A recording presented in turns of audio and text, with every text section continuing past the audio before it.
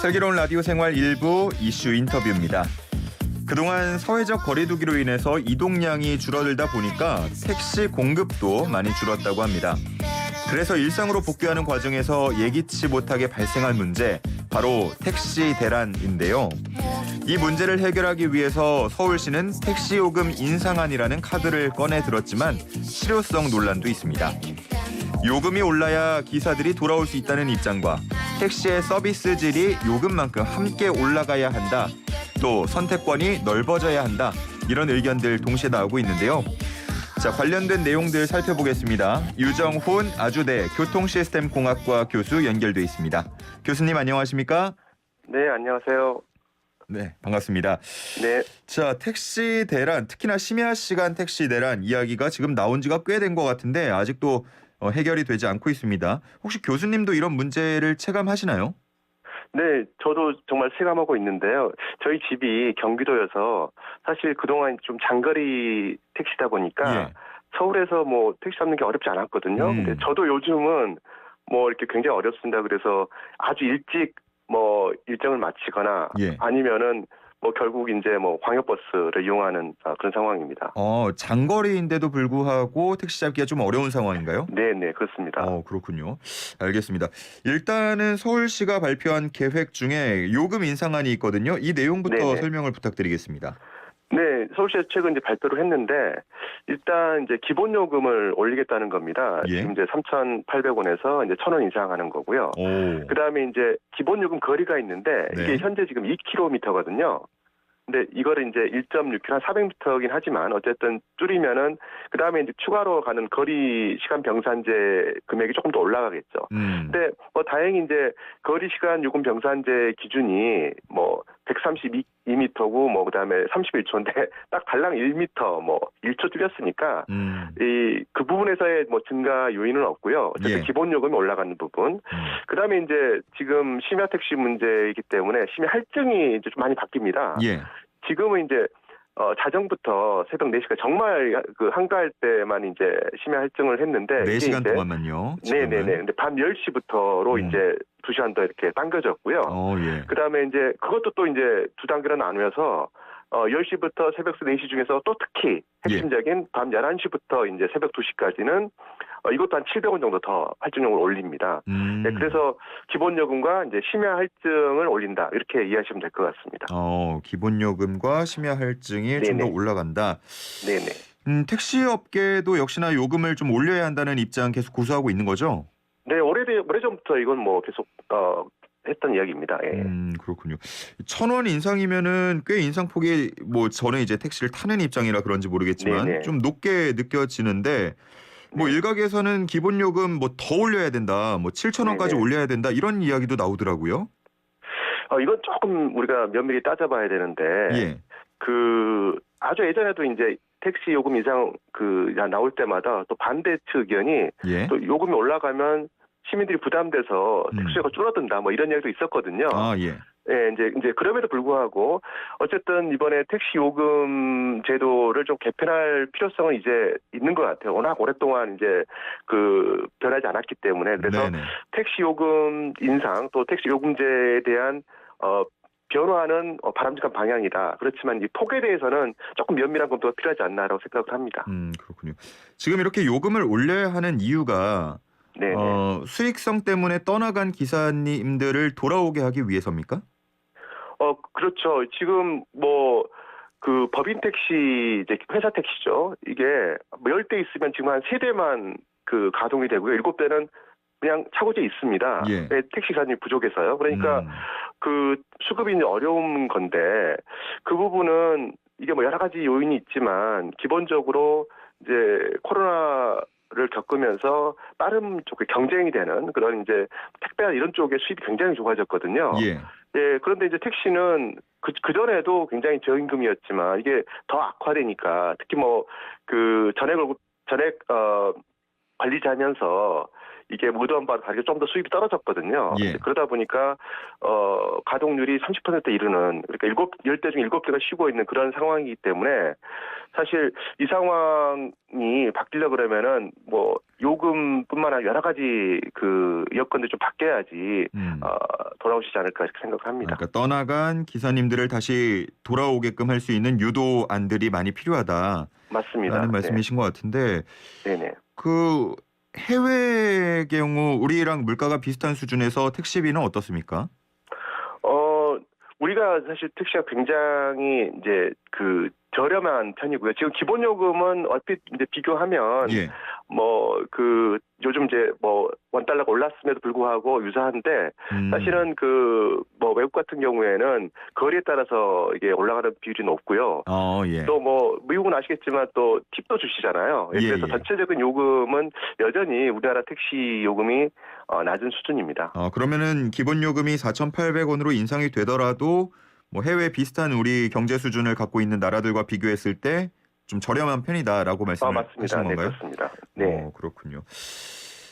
이 요금 인상이 실효성이 있냐 이 부분에 네네. 대해서도 얘기가 계속 나오는 것 같아요. 네. 이거는 지금 이제 심야 택시 대란 문제를 해결하는데 이게 택시 요금만 가지고는 뭐 다 해결은 안 됩니다. 그래서 뭐 우리 칵테일 요법처럼 할 수 있는 여러 가지 방안을 사실 같이 해야 되거든요. 그래서 예를 들자면 뭐 택시 업계 내에서 당장 할 수 있는 부분이 요금 인상뿐만 아니고 뭐 개인 택시가 뭐 3분의 2인데 지금 뭐 부재 3부제 하고 있잖아요. 이제 이것도 사실은 해제가 돼야 되고요. 이게 과거에 이제 그 처음에 시작할 때는 뭐 기름 아끼기 위해서 했던 거고 이제 90년대 들어서는 개인 택시사님들 이제 건강을 위해서 3부제를 한 건데 요즘 뭐 건강 때문에 일찍 들어가시는 상황인데 이 3부제는 이제 없애야 될 것 같고요. 그다음에 이제 아까 말씀드린 바와 같이 법인 택시의 10대 중 7대가 좀 서 있잖아요. 차고지에.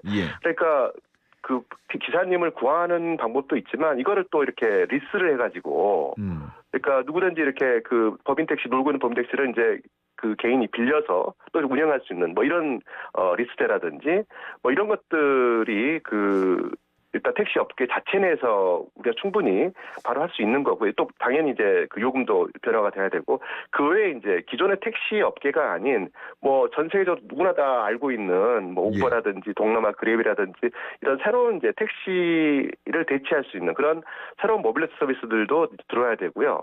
그다음에 이제 마지막 하나만 더 말씀드리자면 또 이런 것들이 이제 택시 뿐만 아니고 택시 대신에 따로 또 대체선도 필요하거든요. 그런 면에서 특히 수도권 같은 경우는 이제 버스 체계가 잘 돼 있기 때문에 이제 광역버스를 좀 늘리고 그다음에 요즘 이제 그 시범 사업으로 많이 하고 있는 뭐 인천, 그다음에 파주, 뭐 세종에서 하고 있는 수요 응답형 버스라는 게 있습니다. 뭐 그러니까 이런 것들도 좀 도입을 해서 그러니까 택시 뭐가 좀 부담스러우신 분들은 다른 대체 수단을 이용할 수 있게 이렇게 여러 가지가 이렇게 한꺼번에 좀 칵테일 요법으로 돼야지 해결이 되지 그냥 요금 하나 올린다고 해결될 거라고는 보지는 않습니다. 그 마지막에 말씀해 주셨던 수요 응답형 버스 네네. 같은 경우 청취자분들이 낯서실 수도 있을 것 같거든요. 네네. 그 부분만 조금 더 구체적으로 설명 가능할까요? 이걸 이렇게 생각하시면 됩니다. 우리 과거에 이제 그 택시 합승도 하고 했잖아요.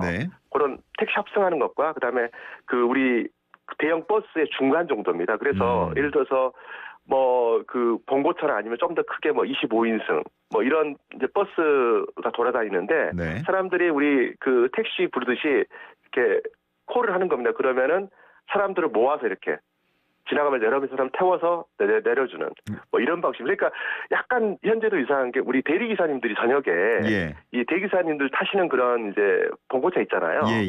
그런 것처럼 이렇게 콜하면은 지나가면서 태워서 또 이제 내려드리는 이런 게 이제 시스템화돼 있다고 보시면 됩니다. 그러면 타는 곳도 내리는 곳도 딱히 정해진 게 아니라 뭐 애플리케이션이나 플랫폼을 통해서 이렇게 좀 말 그대로 진짜 수요 중심으로 돌아간다는 거죠? 맞습니다. 그러니까 콜을 받아서 콜 받은 대로 이렇게 그 이동하는 방식입니다. 그렇군요. 여러 가지 대안들을 말씀을 해주셨고요.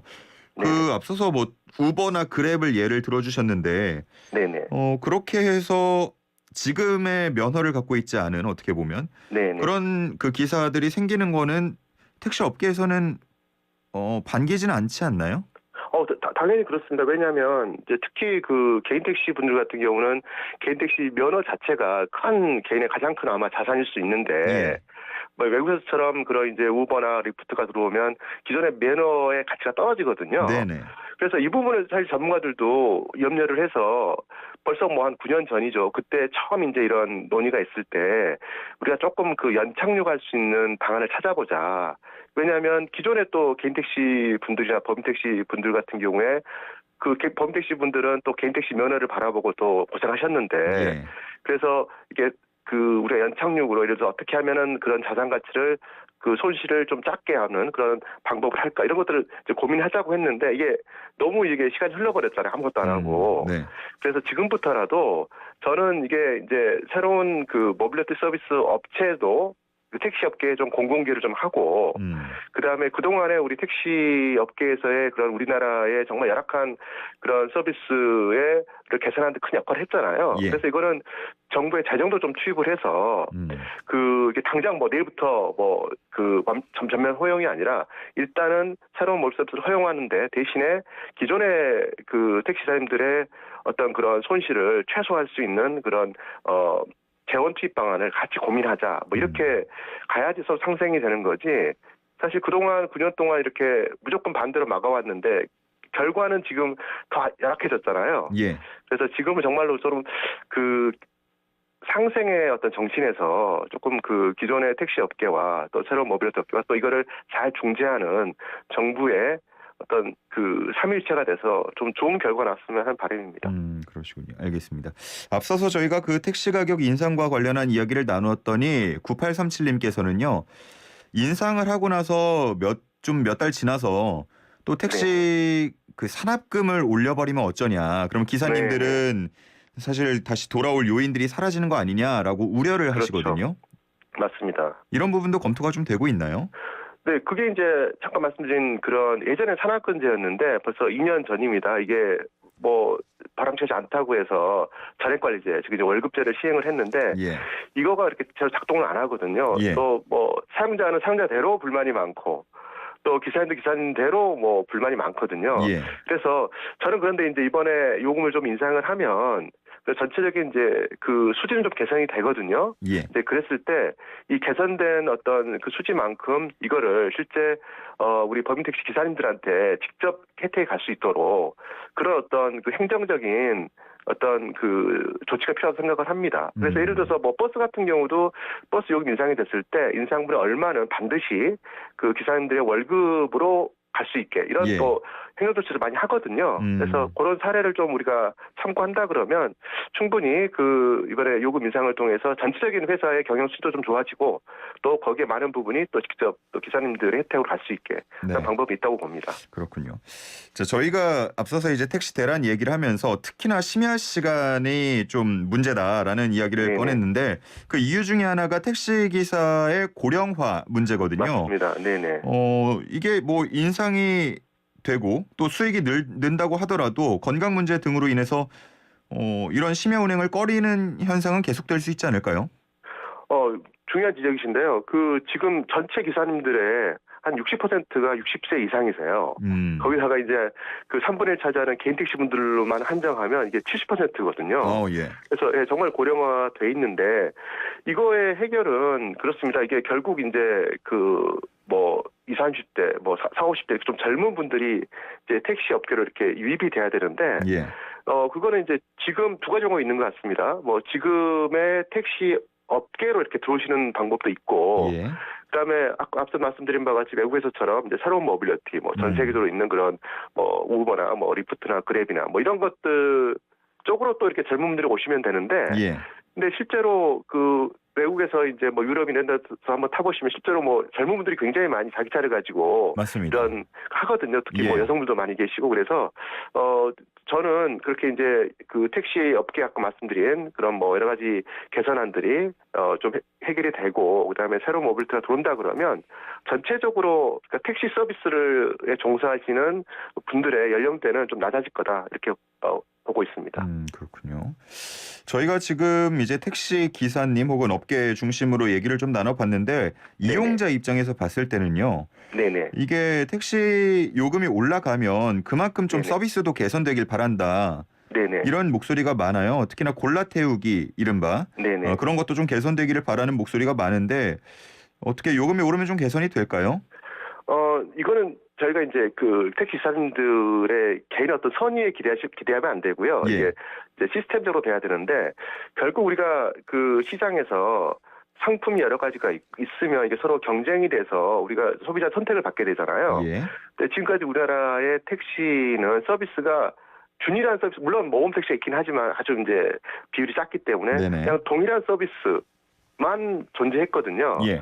근데 이제 지금 택시업계에서도 그동안 오랫동안 택시도 좀 서비스도 다양하게 하고 요금도 다양하게 하는, 그러니까 뭐 저렴하면서 좀 이렇게 그 서비스가 좀 아주 단순한 것도 있고 요금을 좀 올리면서 뭐 서비스가 좀 고급하다 이런 거 다양한 걸 요구를 했는데 예. 그동안 그 정부에서 허용을 안 했어요. 그래서 저는 이번에 이제 뭐 우리 칵테일 요법으로 요금만을 이렇게 다룰 게 아니라 요금을 좀 다양하게 하는, 그래서 또 소비자들이 다양한 서비스를 우리가 고를 수 있게 예. 뭐 이렇게 한다 그러면 자연스럽게 그런 상품들 간의 경쟁에 의해서 서비스가 좋아지지, 지금처럼 뭐 요금을 올린다 하더라도 동일한 서비스만, 하나의 서비스만 존재를 하면 사실 어떤 서비스 개선의 어떤 동기가 안 생기거든요. 그래서 그 택시 자체에서도 좀 요금과 서비스 다양한 게 나와야 되고요. 그다음에 당연히 외부의 어떤 자극으로서 새로운 모빌 서비스도 등장하면 서로 이렇게 시장에서 경쟁하면서 더 많은 손님을 끌기 위해서 이게 시스템이 잘 유지될 거라 생각을 하고 있습니다. 그러면은 뭐 택시 색깔이 다양해지는 건가요? 뭐 서비스별로 예를 들어? 네, 그렇습니다. 근데 뭐 색깔만 이제 페인트만 다르게 한다 해서는 안 되고요. 예예. 뭐 그 한때 이제 이게 사실 택시업계 또 오랫동안의 소원이었습니다. 제가 그러니까, 이 질문을 왜 드렸냐면요. 네네네. 그 최근에 플랫폼 등을 통해서 비슷한 그런 서비스가 되고 있는데 보면은 네. 결국은 또 플랫폼의 수익으로 다 귀결이 되지 않냐 이런 지적이 있기 때문인데요. 아니요, 그거는 이제 기존에 지금 그 택시 관련 그 법 제도에서 그런 어떤 그 새로운 서비스의 허용이 예. 많이 막혀 있거든요. 예를 들어서 요금만 하더라도 지자체의 강력한 통제를 받고 있잖아요. 네, 그렇기 때문에 요금도 예를 들어 뭐 이렇게 1,000원짜리가 있을 수 있고 2,000원짜리 있을 수 있고 10,000원짜리 있을 수 있잖아요. 그래서 그렇다기 때문에 예를 들어서 비싼 거라고 그러면은 뭐 택시 차량이라든지 예. 그다음에 안에서 제공하는 서비스라든지 이런 것들이 다양하게 할 수 있는데, 지금은 이제 요금을 규제를 하면서 요금이 규제되니까 서비스가 그 요금에 따라서 동일할 수밖에 없잖아요. 예, 그래서 이 부분에 대해서 그래서 제가 이제 요금 인상이라는 표현보다 요금제 자체가 바뀌어야 된다라는 말씀드린 것도 이런 다양한 그 요금과 서비스가 존재해야 된다라는 걸 말씀드린 겁니다. 알겠습니다. 자, 이렇게 택시 대란에 대한 얘기 나눠봤고요. 이제 추석 연휴잖아요. 네네. 또 교통 전문가시니까 네. 어떻게 귀성길, 귀향길 막히지 않는 길로 가는 우리 교수님만의 비법이 있습니까? 제일 좋은 거는 조금 약간 뭐 짐도 있고 불편하시지만 대중교통 이용하시는 게 예. 뭐 본인도 좋으시고 또 차에 전체적으로 바람직해서 일단은 뭐 대중교통을 버스나 철도를 좀 이용하시라라는 말씀 드리고 싶고요. 지금 예약이 다 끝난 것 같은데요. 어떡하죠? 아니 뭐 그렇다 하더라도 이제 제가 말씀드린 거는 이제 지방에 가는 장거리는 이미 예매가 끝났지만 사실 수도권에 저희가 반 이상의 거주하고 계시잖아요. 예. 또 수도권 내에서도 굉장히 이제 많이 움직이십니다. 내에서 움직이실 때. 네, 그렇습니다. 알겠습니다. 그럼 나머지 그냥 자가를 이용할 때는 내비게이션 앱 같은 거 이용하는 게 제일 좋은 겁니까? 저는 내비게이션 제 대표적인 게 만 3개 정도 있잖아요. 예. 저는 뭐 출발하기 전에 3개를 보고 가장 그 공통적인 거를 택합니다. 여러 개를 좀 비교를 해보는 게 좀 좋겠네요. 네, 그렇습니다. 왜냐하면 조금씩 약간 이제 안내하는 게 조금은 다르거든요. 그렇군요. 그거는 팁이 될 것 같습니다. 저도 참고하겠습니다. 자, 오늘 여기까지 듣겠습니다. 말씀 감사합니다. 네, 고맙습니다. 네, 지금까지 유정훈 아주대 교통시스템공학과 교수와 함께했습니다.